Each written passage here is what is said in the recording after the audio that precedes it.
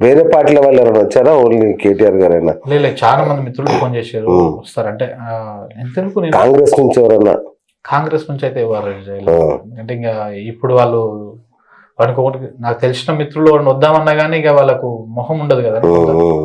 కానీ ఇది 100% వాళ్ళు చేసింది. వాళ్ళు ఒకసారి చేసుకోవాలి, అంటే మదనం చేసుకోవాలి. ఇది కరెక్ట్ కాదు. నువ్వు దాడులు చేయకుండా నువ్వు కేసు పెట్టి తప్పలేదు. నేను మాట్లాడిన దాంట్లో తప్పు ఉంది, నువ్వేనా తప్పుడు విషయాన్ని చెప్తున్నాడు, కేసు పెట్టు, నేను ఎదుర్కొంటా. తప్పు చేస్తే శిక్ష పడతా. నువ్వు నా మీద కేసు పెట్టినావు, కోర్టుకు పోయినా పోలేదా? నేను పీసీసీగా ఉన్నప్పుడు నువ్వు కేసు పెట్టినావు, కోర్టుకు పోయినా, నా వర్షన్ చెప్పినా, దాంట్లో వాస్తవం లేదని తెలిసింది, అది క్లోజ్ అయింది, అయిపోయింది. ఇది అయిపోయింది. సరే, నేను తప్పు చేసి యుద్ధం ఎప్పటి నుంచో నడుస్తుంది, మనం ఎక్స్పోజ్ చేసుకోవాలి. నాకు బేసిక్ పబ్లిసిటీ ఇష్టం ఉండదు అన్న. ఇప్పుడు మీరు అందరు పెద్దవాళ్ళు వచ్చారు కాబట్టి తెలియాలి కదా, చెప్పకపోతే ఎట్లా? నువ్వు ప్రజలకి జవాబుదారీ అంటున్నప్పుడు ఆ ప్రజలకు ఏం జరిగిందో తెలియాలనే కదా వచ్చాం మనం. అదే, అందుకనే ఎప్పుడైనా చెప్పకపోతే ఇప్పుడు నా మీద దాడి ఇంకొకరు భయపడతారు, ఎవరు మాట్లాడేటోళ్ళు ఇబ్బంది అవుతుంది. మనం సైలెంట్ కావద్దు.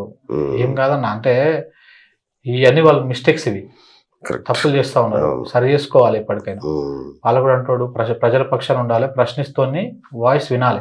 వాడు కొంత లాంగ్వేజ్ మాట్లాడినా అటు ఇటు చేసినా కానీ సరే చెప్పే తిరిగి చెప్పాలి, కానీ ఇది కరెక్ట్ కాదు.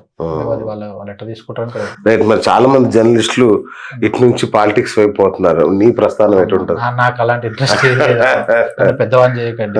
100% నాది, నాకు ఒక మీడియా అనేది ఫ్యాషన్. నాకు నీళ్ళు అంటే ఇష్టము, నాకు వ్యవసాయం అంటే ఇష్టము, రైతులు అంటే ఇష్టము. నాకు కొంత సిమిలర్ రైతు కుటుంబం నుంచి వచ్చినాడు కాబట్టి నాకు ఆ థాట్స్ అన్నీ అట్లనే ఉంటాయి. సో నాకు రాజకీయం, ఈ రంగు పూసుకోవడం, ఈ తెల్లంగి వేసుకుంటే నేను రాజకీయ నాయకుని అయిపోను. నాకు ఆ డ్రెస్సింగ్ స్టైల్ ఇష్టం కాబట్టి అట్లా వేసుకుంటా, అంతే తప్ప నేనేం పొలిటికల్ లీడర్ని గాను, నాకు పొలిటికల్ ఇంట్రెస్ట్ లేదు, నాకేం అవసరం కూడా లేదు. అది అంటే పొలిటికల్ పోతే మనం కల్పిట్ అయిపోతాం అన్న. ఇది ఒకటి గుర్తుపెట్టుకోవాలి. అంటే సరే, ఉన్న వాళ్ళందరూ కల్పిట్ అని చెప్పను, బట్ నీ అవసరాలు కావచ్చు, పార్టీ అవసరాలు చాలా మారిపోతుంది. నేను ఒక కండువా ఇట్లా నా మెడల్ వేసుకున్న రోజు ఇక నేను నా పార్టీకి, నా బాస్ కు అనుకూలంగా ఉండాల్సింది, తప్పదుగా పార్టీ లైన్ లోనే మాట్లాడాల్సింది. సో నేను దానికి కన్విక్ట్ అయి ఉండలేను.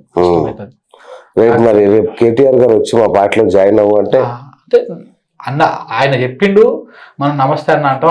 నన్ను ఇట్లా ఉండనియండి, నేను అంటే ఎవరికైనా సరే నాకు ఈ గడ్డ అంటే ఇష్టం అన్నప్పుడు మనం అలా ఉంచుకుంటాడు బెటర్.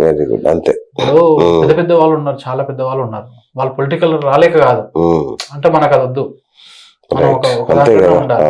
నేను అంత పెద్దవాడిని కావాలనుకోవట్లేదు, నేను అంత కావాలి, నా గొంతు వరకు నేను ఈ విధంగా ఉండాలని అనుకుంటున్నా. ప్రస్తుతానికైతే నాకు ఏ రాజకీయము ఏది, దయచేసి మీరు కూడా నా మీద కాపాదించగలి. ఎందుకంటే అంటే లోపల ఆశలు ఉన్నాయేమో, ఎమ్మెల్యే అవుదామని అట్లాంటి అదే వద్దు.